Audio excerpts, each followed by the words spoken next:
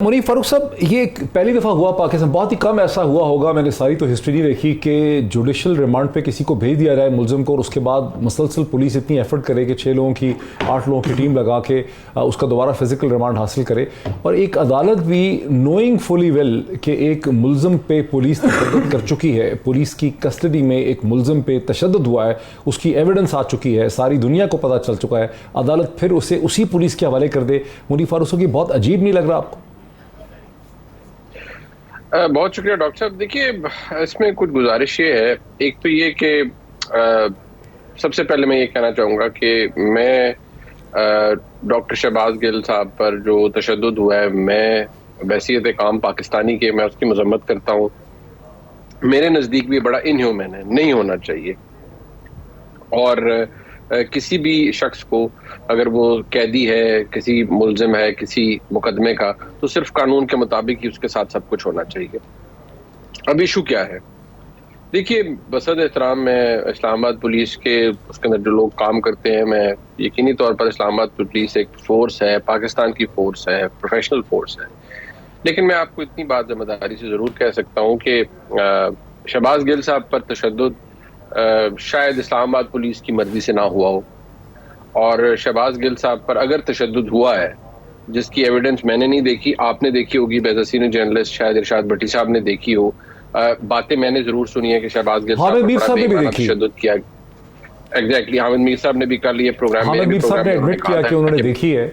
जी हाँ, बिल्कुल बिल्कुल उन्होंने फरमाया, और मेरे प्रोग्राम में उन्होंने कहा कि मैंने देखी है। मैंने नहीं देखी, मैं तो इसलिए उस चीज को रिकॉर्ड पे ला रहा हूँ। लेकिन अगर उनके साथ तशद्दुद हुआ है तो इस्लामाबाद पुलिस तो मैं दोबारा कहूंगा कि शायद लोग बुरा माने, इतने जोगी है नहीं कि शहबाज गिल साहब पर इस तरह का तशद्दुद कर सके। दूसरी बात यह है कि यकीनी तौर पर यह एक अनयूजुअल चीज़ है कि जब किसी का फिजिकल रिमांड ख़त्म हो जाए और अदालत जुडिशल कर दे किसी मुलजिम को, तो उसका दोबारा रिमांड हो। ये ज़रूर है कि वो एक जुडिशल ऑर्डर होता है और उसके खिलाफ अपील की जा सकती है। लेकिन इस्लामाबाद हाई कोर्ट ने फैसला नहीं दिया इस हवाले से, उन्होंने रिमांड किया दोबारा सेशन अदालत को। अब वहाँ से फैसला आ गया। अब देखिए मसला यहाँ पर क्या है। इशू ये नहीं है कि डॉक्टर शहबाज, अच्छा मुनीब, आप तो चूंकि वकील भी है ना, पहले मैजिस्ट्रेट जो है 12 तारीख को, चूंकि आप वकील भी हैं, मुझे याद आया एक ज़माने में मैं और आप प्रोग्राम भी करते रहे बहुत बरस पहले, आपको याद होगा जब नजम सिद्दीकी साहब के साथ आपने प्रोग्राम शुरू किया था, तो आप लॉ की एजुकेशन आपकी सब चल रही थी।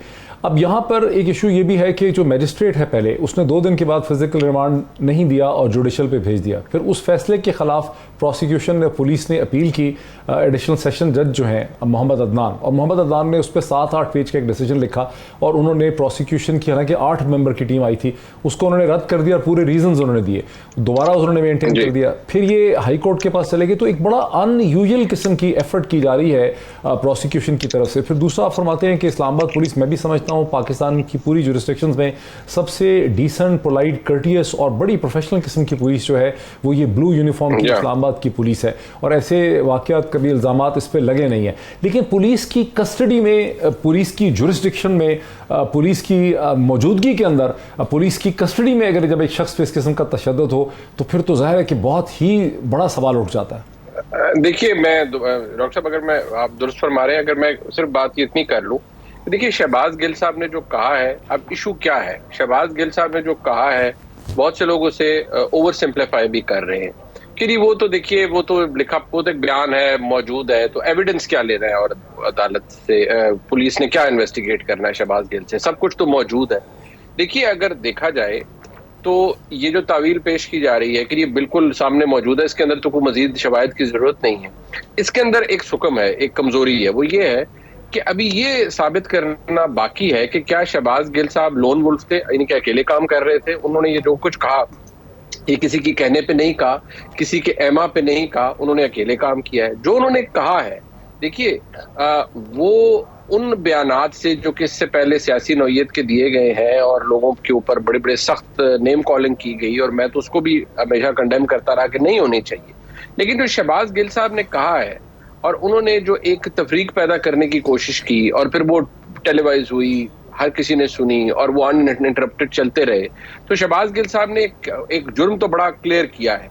अब मसला ये है कि उस जुर्म की वजह से जो पाकिस्तान की मुसल्लह अफवाज हैं उनके अंदर एक बड़ा क्लियर सेंटिमेंट पाया जाता है कि आप जो मर्जी फजूल बातें कर लीजिए, आप सब कुछ कर लीजिए, लेकिन जहां पर आप इदारे के अंदर तफरीक पैदा करने की कोशिश करेंगे तो फिर ये ज़हन में रखिए कि उसका रिस्पॉन्स, उसका रिएक्शन जो है वो फिर ओवर एंड अबव एवरीथिंग होगा। ठीक है। अभी शहबाज गिल साहब के साथ जो हो रहा है या ये जो हो रहा है, इमरान खान साहब भी, लेकिन ये तो एक असम्पशन है ना कि शहबाज गिल ने जो कुछ कहा उसका रिकॉर्ड मौजूद है। अब असम्पशन ये है कि नहीं, ये तो एक साजिश थी, ये तो एक असम्पशन है। उस असम्पशन के लिए अगर आप किसी को टॉर्चर करके उससे कन्फेशन तो किसी से भी लिखवाई जा सकती है, उसके लिए तो फिर अगर दुनिया में कोई भी पुलिस होगी वो टॉर्चर, तो वैसे भी मुझे पता चला है कि पाकिस्तान के आइन में और कानून में एक एक्यूज जो है उस पर टॉर्चर करके इंफॉर्मेशन निकलवाने का ये लीगल नहीं है। ये चीज ये की जाती है लेकिन ये लीगल नहीं है। Am I right in this? क्या टॉर्चर करके कन्फेशन नहीं करवा सकते? बात ये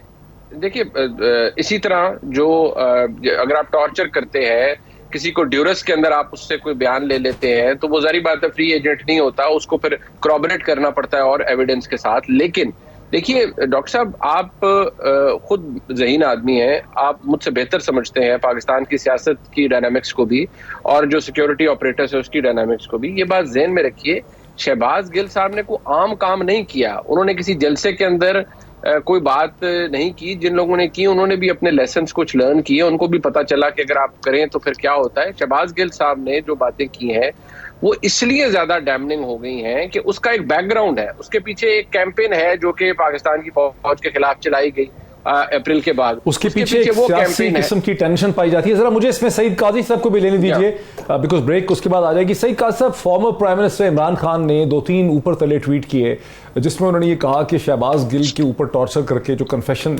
निकलवाई जा रही है उससे उनके खिलाफ और तहरीक इंसाफ के खिलाफ एक केस बनाने की कोशिश जो है की जा रही है। यानी अगर एक साइड पे मुनीफ फारूक समझते हैं कि साजिश हुई है, दूसरी साइड से भी ये इल्ज़ाम है कि साजिश यहाँ पे करने की कोशिश की जा रही है इंतजामिया को इस्तेमाल करके। देखें, पहली बात तो ये कि अगर कोई इन्फॉर्मेशन अभी हासिल नहीं हो सकी तो कोई अगर बाकी मादा उनके नाजुक अज़ा के ज़रिए, तशद्दुद के ज़रिए वो निकलवानी है तो बिल्कुल निकलवा लें। एक बात तो ये है, मगर मसला ये नहीं है, मसला कुछ और है। मसला ये है यहाँ पर कि किसी की भी तवक्को में नहीं था कि इमरान खान एक नेशनलिस्ट मूवमेंट यहाँ बनाने में कामयाब हो जाएगा, या जो एक दहाइयों की पेंट अप एंगर थी उसका रैलिंग पॉइंट बन जाएगा। मैं भी एक्सपेक्ट नहीं कर रहा था, मेरा ख्याल था 3.5 साल में वो डिस्क्रेडिट होकर घर चले गए। मसला ये है कि खौफ ये पैदा हो गया कि यहां जो एक 2 नंबर सियासी दुकानों के ऊपर मिलावट ज़्यादा मंशूर बेचे जा रहे थे, वो पहली दफा देखो ना जुल्फकार अली भुट्टो के बाद और चलते रही, आराम से सियासत चल रही थी, माशाल्लाह अवाम के बड़े मसाइल हल हो रहे थे, हम देखते रहे एवन फील्ड में और दीगर जगह पे सारा हम देख। मगर अब एकदम से क्या हो गया? What is it that has rattled us? Rattle क्यों हो गया? ऑल दोज पीपल जो कि डैगर्स ड्रान थे और एक दूसरे की टांगे खींचते रहते थे। अभी भी और भी बहुत, मैं नहीं जानना चाहता तफसील में कौन कौन कल क्या कहता रहा है और फौज के बारे में ये क्या है, वो छोड़े उस बात को। असल इशू क्या है? इशू ये है कि जनाब एक बंदा आ गया है, वो बिरयानी की देग भी नहीं खोलता, गाड़ी भी नहीं बेचता, जो जलसा करते बंदे आ रहे हैं, एक नेशनलिस्ट कम रिलीजियस, और वो जो एक पूरा था वो उसने लॉन्च कर दी है और नीचे तक भी जा रहा है। अब middle class, basically middle class के नजरियात, अब वो नीचे तक चला जा रहा है। और जो एक दुखी हमारा लोग थे, उन्होंने सही या गलत, ये भी मैं नहीं कहता कि इमरान खान के पास हमारे मसाइल का कोई हल है। मसला ये है कि एक डीपोलिटिसाइज्ड समाज जो था वो पोलिटिसाइज हो गया। जुल्फकार अली भुट्टो के बाद जिस तरीके से अवाम से गद्दारियां हुई, जुल्म हुए, सितम हुए, खत्म किया गया सब कुछ जियाउल हक के दौर में, जहां पे जाली लीडरों को, उनकी शख्सियात को तामीर किया गया मीडिया के जरिए, वो चलते रहे आराम से। कभी कभी किसी अच्छी बोटी पे लड़ भी जाते थे क्योंकि एक दस्तरखान पे बैठे थे, और जब बोटी पे लड़ जाते थे तो पता चलता था जमहूरियत खतरे में हो गई है। एकदम नवाज शरीफ साहब हमें बताते थे आज जमहूरियत खतरे में हो गई है, तुम बाहर आ जाओ। तो बड़ा अच्छा गुडी गुडी चल रहा था।